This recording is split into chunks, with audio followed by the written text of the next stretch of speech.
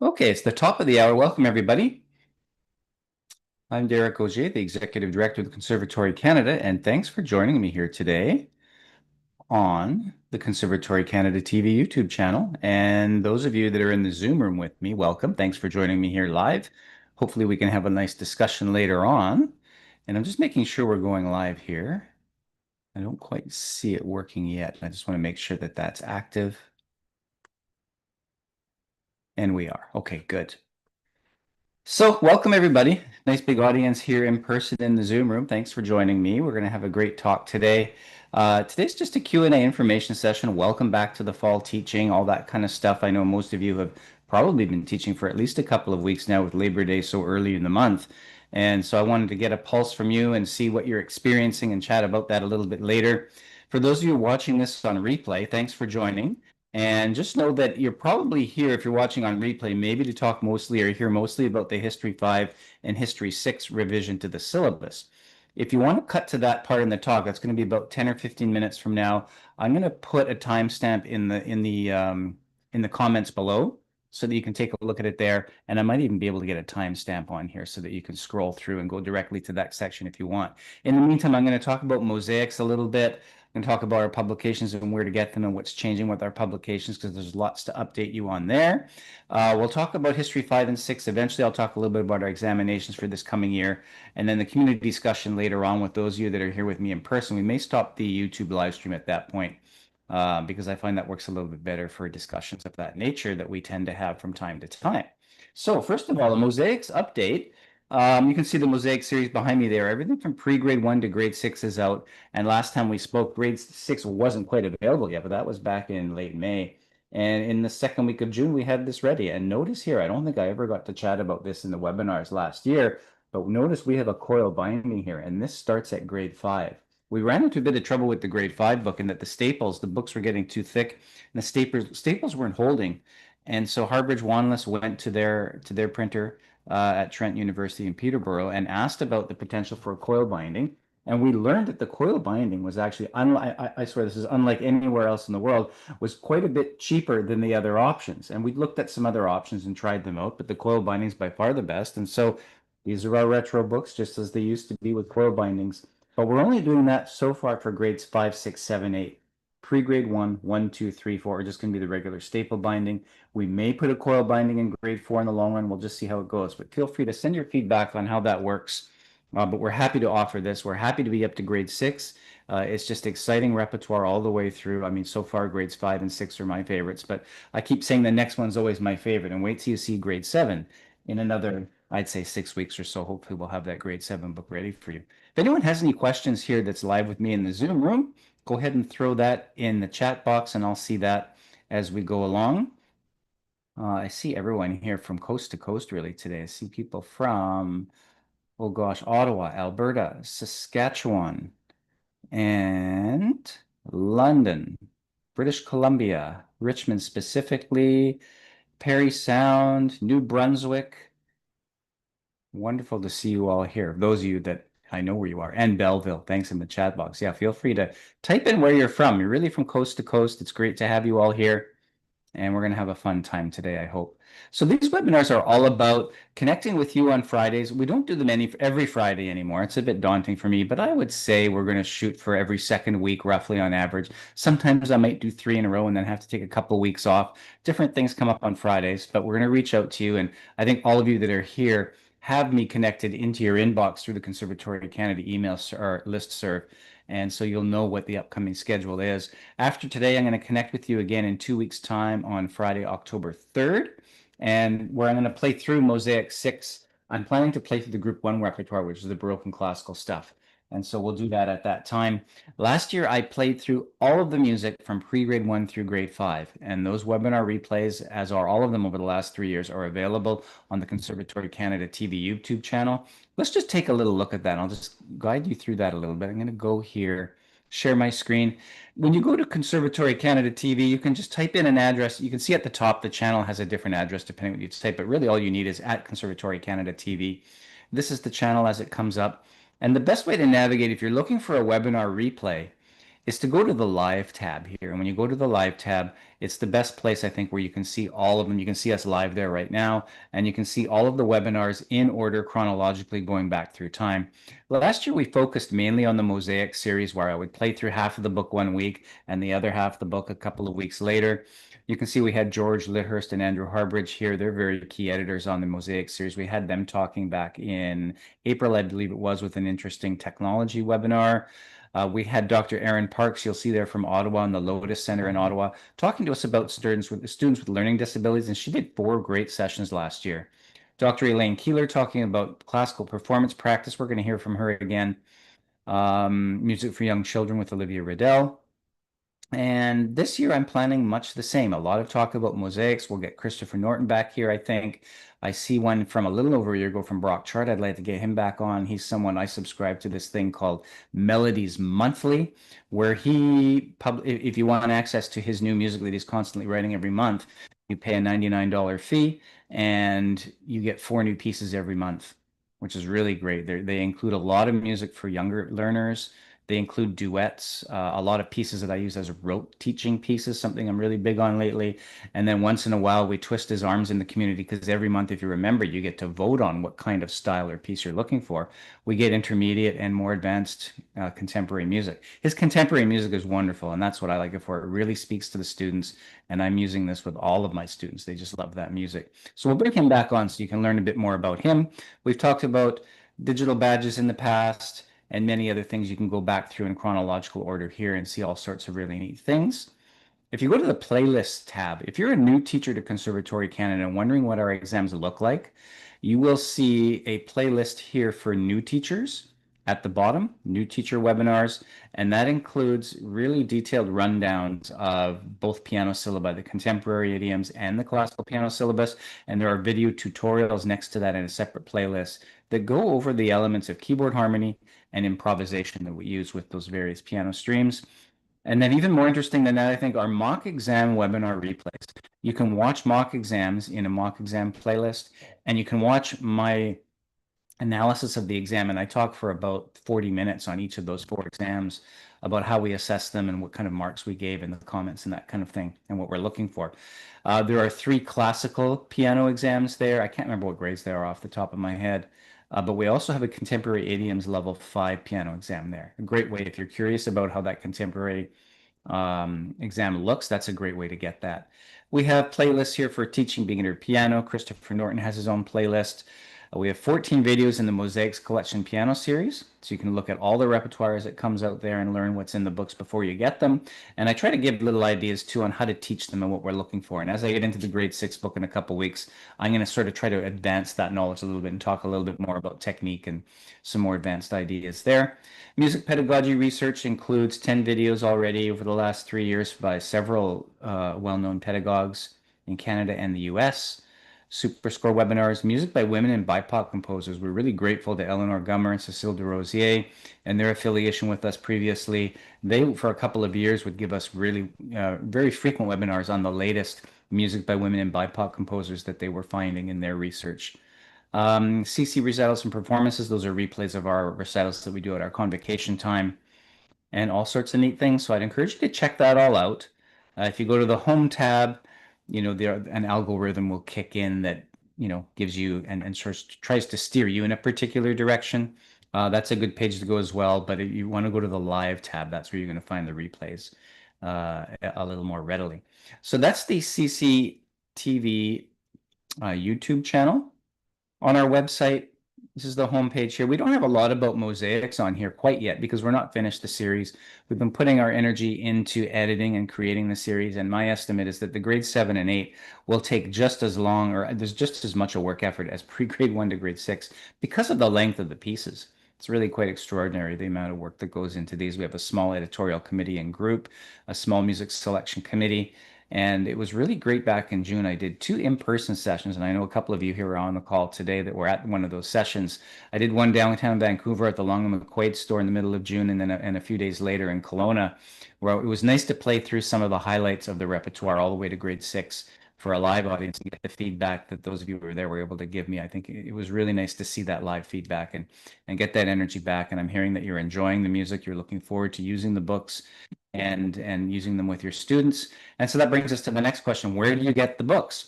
We're sort of in the midst of this isn't turmoil, but we are in the midst of changing publishers entirely. So those of you that are used to us and have used our books for a long time, the old New Millennium Piano series is now defunct. We stopped printing that, although there is still a lot of residual stock left. If you like those old books, some of them have coil bindings from grade 7 and up, I believe. The rest of them are staple copies. The print quality was rather poor because these publications go back 26 years. And when we changed publishers last time, about 11 years ago, our previous publisher to that had lost the print files, and so we were working from scanned copies. Hal Leonard did a great job to clean them up a little bit. But, they were antiquated and it was time to change. If you still like that repertoire, though, it's still a very good series.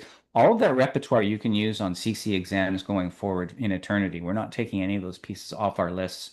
And those of you that are familiar with us know that our repertoire is ever expanding. We're always adding more music to the list rather than cutting it off. If you want any of those residual copies that remain, and they'll be around for a little while in most of the grades, you can get them through Long and McQuaid. And as of, I'd say a couple of weeks from now, you're going to also be able to get them from Harbridge Wanless. So we've ended our relationship with Novus Via Music, a small publisher in Ontario that had a good relationship with Hal Leonard Publishing Company, one of the largest print music distributors in the world, or is the largest print music distributor in the world. It was really great to be affiliated with them. But we've decided that it was better to have all of our music in Canada. It's going to be a little bit cheaper in the long run for what we wanted to do with Mosaics. But if you want, you're going to see this on the Harbridge Wanless web store, and you'll still see it on the Long and McQuaid store. If you want those old piano books, you can still snatch them up. The grade 9 and 10, there's very few copies of those left, and we're not going to be issuing a new one, and we're not going to be reprinting those. So those grade 9 and 10 books, for those of you that have senior students, now is your chance to grab up the last couple copies of those because they will not be replaced. And if you have students doing those high-level exams, you're going to, do what a lot of us do, and that is just source repertoire from different places. And there are lots of places you can get that repertoire. For us, it's not economically feasible. We don't have a lot of students doing those types of exams these days at those upper levels. And the amount of time and that effort goes in, we would never recoup our money on that kind of exercise. So we're happy to offer up to grade 8. Again, grade 7 book will be available, I estimate, by the end of October, and grade 8 hopefully early in the new year, but that could drag into February, March. It's hard to say how big of a project that really is going to be for us. So that's a little bit about Mosaics. Again, Harbridge Wanless is our exclusive publisher. And so if you're looking for the theory books, the theories 1 to 4 that we publish, if you're looking for the Canadian Contemporary Repertoire series, which was, we started publishing that about 12 or 13 years ago. That's geared to the contemporary idioms piano stream. A lot of you still use those books. You will no longer be able to get them through Hal Leonard. You'll see them in the Long and McQuaid chain still. We have some residual stock being shipped over to Harbridge Wanless. Harbridge Wanless will be the place where you'll get them. Long and McQuaid will still have those as well. For those of you that are voice teachers and you're interested in our New Millennium Voice series, we are going to still continue to publish and print those books. And those books also are now moving over to Harbridge Wanless. There's residual stock in the Long and McQuaid chain. And then I should remember, and I want to mention that those of you that are music for young children teachers, or those of you even that aren't, MYC also stocks all of our publications, and you can order from them anytime as well online. It may be convenient if you happen to be placing an order with them already for your MYC students. That's a great place to get our books as well at the retail level. So that's a little bit about our publications. Harbridge Wanless is becoming our only exclusive publisher here. More or less, we are at that point now. There's just going to be a couple of things that run out. So the old New Millennium Piano series, I think grades 1 and 2, you will find they're largely unavailable now. And I suspect that some of the others are going to be, grade 5, I believe, too, is not far behind that. Theory 1, I was a bit concerned about, but no, there's a lot of residual stock there. The Theory 1 should be fine for this year. And I don't see us running out of too many other things other than maybe the grade 1 voice book that there's a big run on right now, and it's going to take us a couple of months to get that back going for those of you that happen to be looking for that book as well. So that's an update on our publications, where to get them. We have a lot of people reaching out to us, about weekly or so. We hear from someone asking about where they can get the books. That's where you get them from. If you have an independent retailer that is either used to getting our books from Hal Leonard or is not familiar with our books and you'd like them to order them in, the best place to go in that case is to go to Harbridge Wanless and direct them to go to the Harbridge Wanless site. where they can reach out to Carissa Harbridge there and set up an account, and they can get their typical retailer discount from them and order wholesale right directly from them. Okay, any questions? Those of you that are here, feel free to ask me questions about the publications. Although I think from what I see on the list, most of you are familiar with where to get our books, and I've heard from a lot of you about where they are. Oh yeah, okay. Someone's asking, are Stephen Fielder theory books still available? Yes. So the theory 1 to 4, some of them were authored by Stephen Fielder, some of them were co-authored between him and Donald Cook, Dr. Cook. Those are still available, the 1 to 4, and we have good residual stock of those for the coming year. And the best place to get those now is either at Long and McQuaid, Harbridge Wanless website, or the NYC website as well. We'll be stocking those. So I think that answers your questions for now. That's all I'm going to say about mosaics today. We'll talk about that more in a couple of weeks when we meet on October 3rd. Next on my list, I've already talked about YouTube examinations for 2025. We're happy to report that although the trend in exams has been on decline for a long time, over this past year, we are seeing our exam numbers flat. They are actually not declining, and we're seeing a nice bump up, a really healthy bump up in grade 1 exams. So we're quite encouraged by that. We thank you for your support in doing that and bringing those young students, most of them I suspect are young, maybe some adult learners as well, into Conservatory Canada exams in bigger numbers than maybe you were previously able to do so during the pandemic. And we're hoping to see that bump up again and maybe turn the tide. Things were getting really tough here over the last few years over the pandemic with getting exams going. And we're starting to see evidence that that's turning around. And so later on, I'll ask the question of you all about, what's going on in your studios and how we can meet your needs even better. Okay, another question oh yeah, someone's asking, is there a deal for teachers to buy all of the new books? We don't have any deals right now, unfortunately. The only time, and this question just come up from time to time, the only time you can really get a deal is when someone like Long and McQuaid is at an event, whether it's a workshop like we had in Vancouver back in June. They will offer all of their books for teachers that show up to the workshop live, a discount of 25%. I know I'll be at the Alberta Piano Teachers Association, the APTA conference next weekend in Calgary. That's on the Friday, Saturday. Long and McQuaid will be there with our books, the Mosaic series, and I'm pretty sure Long and McQuaid will be offering their usual 25% discount on the books at that time. So that's really the only time you can get them at that kind of a discount. So those events do come up. They're rare. They're few and far between. And I know the next opportunity for that will be at the APTA conference. We don't have any teacher pricing yet. Once we get level 8 out, we may consider that kind of thing. The whole project's been very expensive for us, and it really is up to our publisher, Andrew Harbridge and his staff. They're working really hard on this, and so it's going to be difficult for them to offer, I think, some kind of discount to buy a teacher package of the books. But it's something we will consider, and we do hear this question often, so it's something we are considering. CC website I've got up here on my screen. If you go to the Learning tab, all of our syllabi are here: classical, contemporary idioms, digital badges, which we've talked about. If anyone's interested in the diploma, today we're going to talk about theory and history a little bit. If you go to the theory and history tab, you'll see some information here about the new History 5 and 6. And that's what I wanted to talk to a lot of you about today. And those of you watching on replay, this is the section to find this information. The participation in the History 5 and 6 was getting quite small. I felt like the workload was quite large. Those that did take it did very, very well. I'm sure the average mark on that was at least 90%. But boy, was it a lot of work to memorize, to go through for History 5, all the medieval, Renaissance, and Baroque and classical eras and memorize all of these composers' information, biographical, looking at excerpts, being able to identify different excerpts from staff notation, listening to the examples, being able to comment on musical styles. That's a lot for what for most of us are high school learners by the time they access that, and some adult learners as well. History 6, we would do the same thing for Romantic and Modern eras. The lists were just vast. The textbook was a good textbook. It was getting hard to keep up because they revised that textbook every 3 years or so, and then it causes us more work and hassle. Nobody wants to have to buy that textbook if you're teaching it for the odd student every few years. We've been able to solve a lot of these problems, I think, and we wanted to direct the History 5 and 6 now to that high school learner age as more of a music appreciation type or style of course. And so this is what we've come up with thanks to our history examiner who's put this together for us. So you'll see here the new history and 5 to 6 syllabi are revised as of now. And I posted it online the other day here so you can see it. I'll show you where that is down below. We use a free online digital text, and there's a link to it there. I'll just open this up so you can see it. It's called Resonances, Engaging Music in its Cultural Context. And you can see the editors there, the contributors. It's very easy to download a copy of this thing. You can get the print version for $49.99 if you want, but the digital version is free. And so all you have to do is go to the download tab, download a PDF. It comes up. You store it however you want.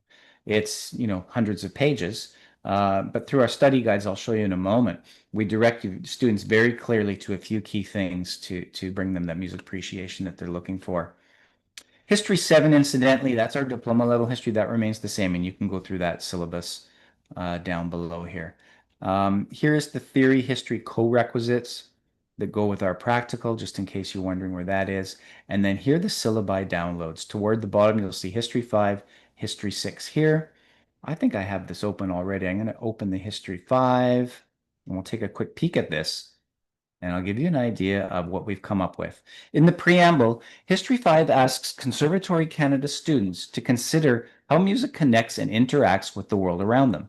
Rather than approaching the canon of Western classical music history chronologically, this approach allows students to consider music through various conceptual lenses and apply this way of thinking to their own repertoire and performances.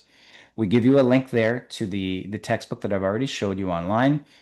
And then down below, we have a section on how to prepare. We talk about the exam format, so you can see exactly what's involved there. There's a study guide for each chapter. And then after each chapter, I'll show you later, we've included a sample exam for each chapter right inside this document, this syllabus document. From the textbook, for History 5, students have to study there are 5 chapters to choose from. Chapters 3, 4, 5, 6, 7. Topics such as music and characterization, sung and danced drama, song, stories without words, listening at public concerts. Students choose 3 of those chapters to study. They go through the study guides, which I'm about to show you down below, and they follow the prompts and do the readings, do the listenings, and then they're ready for the exam. On an exam, they will get questions on all 5 chapters, but they only choose 3. I'll show you what that looks like after as well. Part 2 of the exam is always identify and research a piece of music that students can bring their own example from that they can write about. So the exam format, part 1 is demonstrate your understanding. It's 24 points times 3 different chapters. And then part 2 is always 18 points, bring your own musical example. And I'll go over that in a moment here too, when we get to the sample exam. So in terms of a study guide, here's what chapter 3 looks like, music and characterization. There are key terms, and when you look at those terms, you can see we're not going in chronological order. We're going all over the place. Opera makes you think of a certain point. Leitmotif, some people I know in the US call it Leitmotiv. Gesamtkunstwerk, program music, polytonality, rondo form. We're going all over the place here. Underscoring, source music, ragtime, Dixieland jazz, polyphonic, and blues. Students get familiar with those key terms as they're identified and defined in the textbook. Key figures, they're responsible to understand the music of John Williams and Richard Wagner, both of which are covered in detail.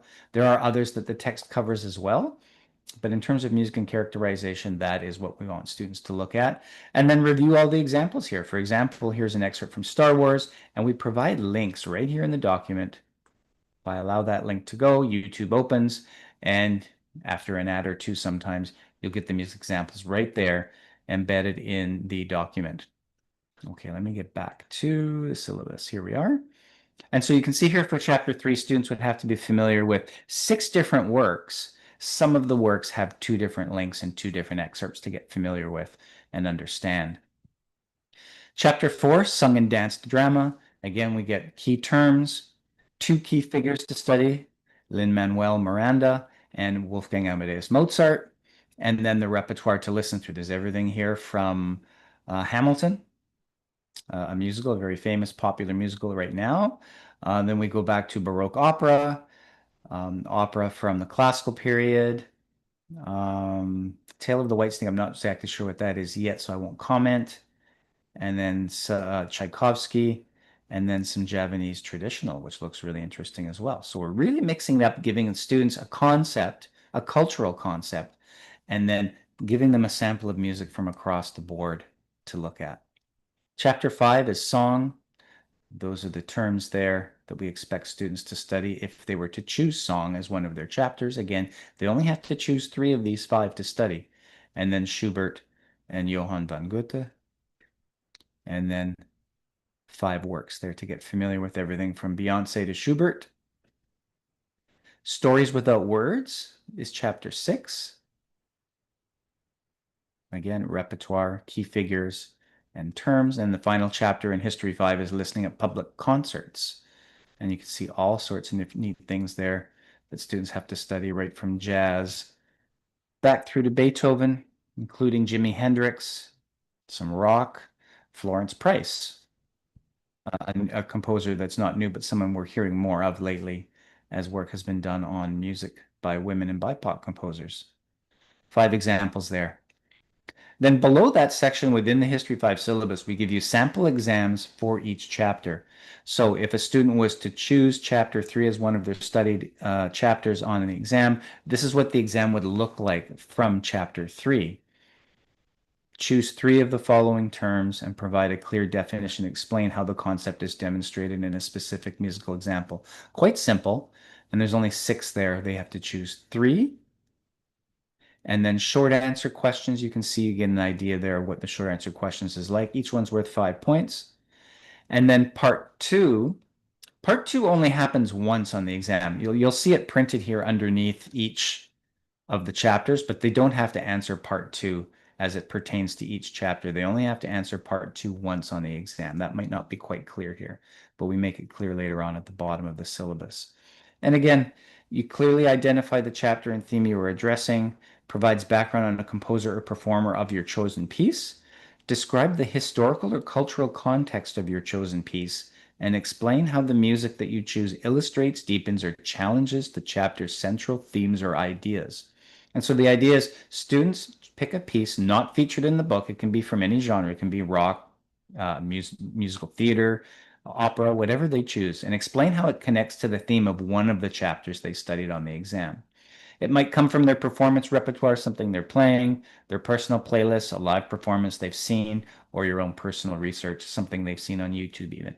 So that's the bring your own example. Here's an example, sample exam for chapter 4. Again, we list the bring your own example there, but it doesn't happen for every chapter. That's just to remind us that that's there.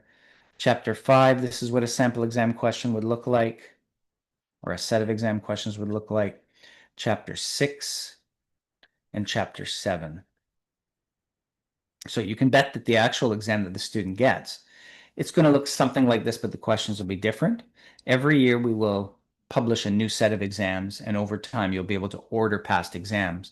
Because this is a whole new set, we wanted to include one set of exam questions there to help study so that students would and teachers would have an idea, of where to begin, if they were on the right track or not. So that's the idea there. There's one more paragraph here I thought I should highlight. Let me just see if I can look back to where that is. So in the exam format, you can see the exam format there. That totals 100 points. The bottom here, students will be given examinations that include questions to all 5 chapters from which they only choose 3. Students only need to prepare answers to 3 chapters in advance of the exam. So I hope that's fairly clear. That's History 5. I'll give you a quick look at the topics in History 6. Again, anyone here in the Zoom room, if you have any questions, throw them in the chat box, and I'll be sure to stop and we can take a look.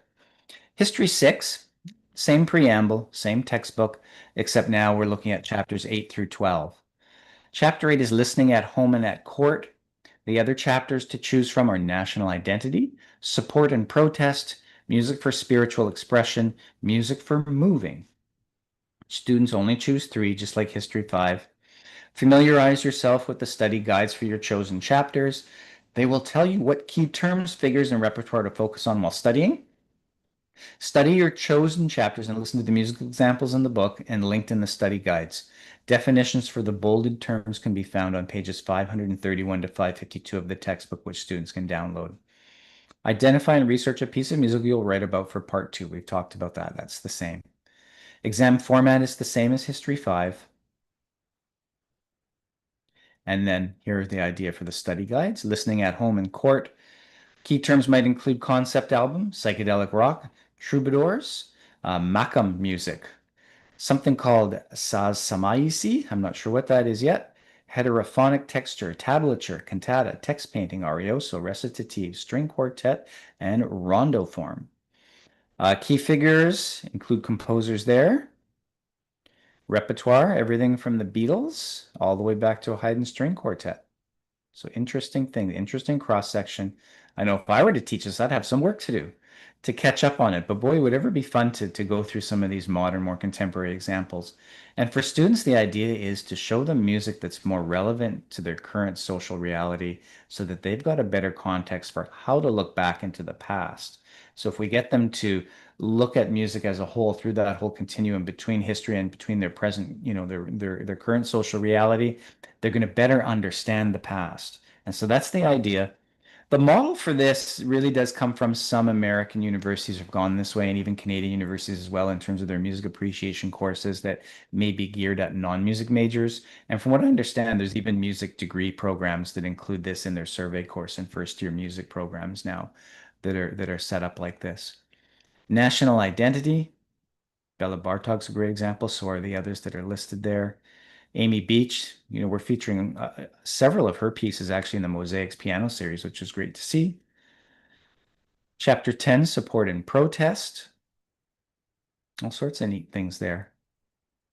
But again, the new text is free. It's easy to catch up on. Let's see, we got questions here. Okay, this is engaging and comprehensive, very exciting. Okay, yeah, that's good. Thanks for the initial feedback. We had a small committee look at this and we all agreed this would be an exciting way to go and a more relevant way to go with our students. Music for spiritual expression, if students chose this chapter as one of the three, all sorts of really neat things there from traditional religion and Catholicism all the way up into the Black gospel tradition. That would be really neat, something I'm curious about. All sorts of neat examples here to listen to as well. Music for moving. Marches, Scottish Highland bagpipes, banjo, minstrels, square dancing, swing music, disco, four on the floor, hip hop, breaks, dance suite, and waltz. Studying John Philip Sousa, Benny Goodman and Fletcher Henderson, Johann Strauss. And then music there to listen to, Scottish traditional music, some Americana, all sorts of neat things there. And again, as I showed you in History 5, we have sample exams for each chapter, 8, 9, 10, 11, 12. With part 1. Part 2 is also listed there, and it's identical to History 5. So that's a brief overview of what's entailed in the new History 5 and 6. We hope that you'll be able to use this with more of your students, and hopefully they can relate to it, and we can also learn something more relevant from it. For a lot of us, it's been a long time since we've taken music history. It was in an old paradigm. It was under a different lens. Nice to take this forward, and I think I look forward to myself as a studio teacher as well to be able to get this going. Okay, I downloaded the text before, but now I can't find it. Okay, Marsha's asking the question here. You downloaded the text. It's probably your problem. Yeah, who knows what's happened there? You just have to download it again, I suppose. Again, the links are there in the syllabus. The link through the email that I sent everyone yesterday as well as last week, those links should still work as well. So you should probably still be able to download that, no problem. I was able to, I'll try it again right now just to see. And yeah, it still works. I apologize on the website. If you click the link oh wait, no, I'm sorry, that's not right. If you click the link, it just goes straight and opens a new folder. If you click the link from our website, however, I believe it pushes you. Oh yeah, it gives you the same page again. It doesn't let you push forward. It doesn't open in a new window, I mean. That's what I'm getting at. And I'll try and fix that if we can. Are there any other questions, those of you here in the Zoom room, about this new history and how it's going to work? For those over the next year, there are a number of students we've heard from. They've already started studying the old History 5 and 6. You can certainly still do the old exam when a student registers for History 5 and 6. If they want to do it the old way, because they're partway through the process, they should indicate that in the special comments box so that we know exactly, or reach out to our office so that our office knows which one to send them. We still have a lot of history examples or exams that we can send out to them. over the next year. But that option will expire on June 30th of 2026. So next June, that option expires, and we'll expect everyone to do the new history. Even those that are partway through studying, I'm still encouraging them to have a look at this syllabus. I think some of them may find it more interesting and they may just abandon what they had been studying and try this instead. It's probably a good opportunity to consider that at least, and we hope people will. So any questions anytime anyone has about this, let me know, and we're happy to answer for you.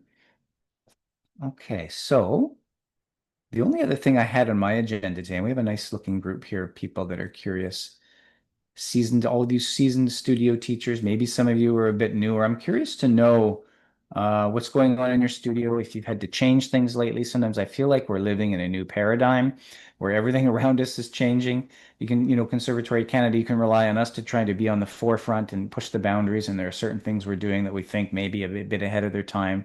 I think e-exams was one of those things back in 2007. Connecting keyboards. The pickup was really slow, and then all of a sudden during the pandemic, most students went that way. So now 67% of students want their exam online rather than in person. And so we've been ahead of that curve for a long time. And I think, it's something we're looking at trying to figure out what the next change is. I know I've had to change my teaching quite a bit lately over the last few years. I did make things much more contemporary about 12, 13 years ago in my studio. And then I noticed since the pandemic, I've had to change even more. A lot of students are coming in not wanting to read, not able to read too easily. They have really sharp ears. So I'm experimenting with more rote playing and I'm finding that that's working really well for a lot of students. And it's opening their world to reading music a little bit more, and those students play quite well.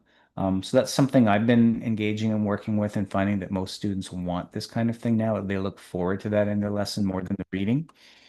Now Anita's got a question here, and I know what this question is. Let's just read it out here so everyone can understand something else that we're thinking about.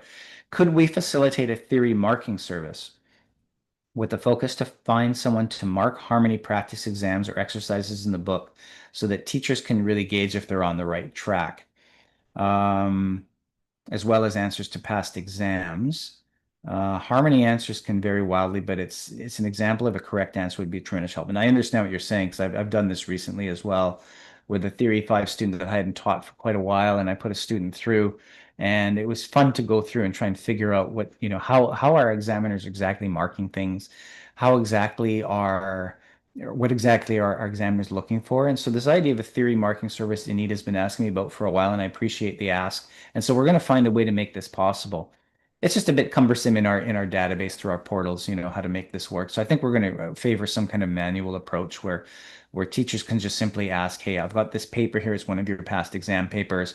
Can you give this to the examiner to mark? We'll charge some kind of fee. It's not going to be a full fee like you would see for a student on an exam.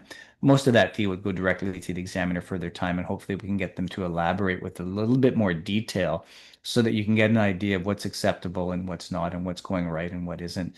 And on an exam, if you were to submit a paper, you could ask specific questions. And hopefully that would help to alleviate some of this, because things like answer keys we just can't do.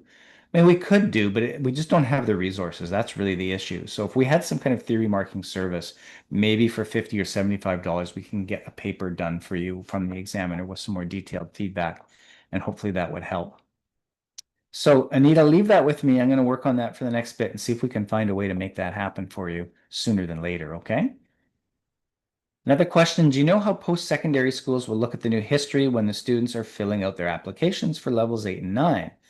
Okay, it depends where you are. In Ontario, where I live, generally students only need practical grade 7 and 8 to get the high school credit. So that doesn't really apply. I think some of the provinces that will come into play for History 5, perhaps. But what I've learned is that, well, this is kind of how this works. We have this arrangement with the various provincial ministries of education across the country to provide these credits.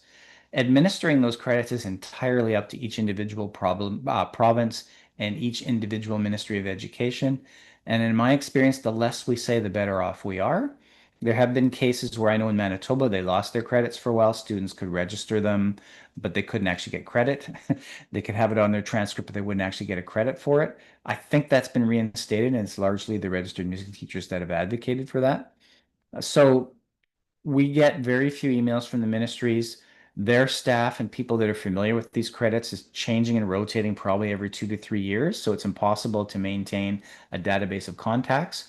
So as far as I know, these arrangements are all still valid. From time to time, we hear, I know sometimes in Saskatchewan, there's an issue where no one's registered a credit for a while and the person looking through it doesn't know exactly where to look or where to go. We can't really even help in those situations other than we've learned that if you push them and find the right person, the credit can get registered. As long as you say, hey, it's the same agreement that RCM has, then something can be done to get it to work. So that's all I really know about that. Now, history, because our syllabus has changed, that's one thing. But if we still call it just History 5 and History 6, for those that may use high school credits for those, we've learned to not worry about it. Most of the ministries don't even know we've changed the requirements. So when we revised our classical piano syllabus a few years ago, when we revised the contemporary idioms requirements a few years ago, we just keep the same titles and the ministries don't bother us. So whatever is status quo right now should be the same thing. So we're not anticipating any change. It's a good question, though. I'm curious to look. If we go and we look at transcripts and credits on the website here, and maybe I'll share my screen so all of you can see where this is. Through exams, I went to transcripts and credits. You scroll down this page and you can see the various credits that are available for each of our subjects across the board here. Conservatory Canada Practical. It doesn't really exceed grade 8. In Nova Scotia and New Brunswick, it's a little more complicated. In Quebec, it's entirely complicated and much different. PEI, it's similar. So yeah, so none of these require history anyway, so we're okay for that. So nothing will change. Everything is sort of maxed out at level or grade 8 for those credits. So that's a relief. Thanks for asking that question, Tanya. It's something I hadn't really thought of. Okay, so I think what we're going to do is we're going to stop the YouTube stream there. And for those of you, as we started to do last year, but those of you that are here in the Zoom room, we can have a different type of discussion, knowing that it's not going to be on replay. So I'm just going to stop the YouTube stream now. Those of you that have joined on YouTube or watching the replay, thanks for joining us. Hope you'll check us out further.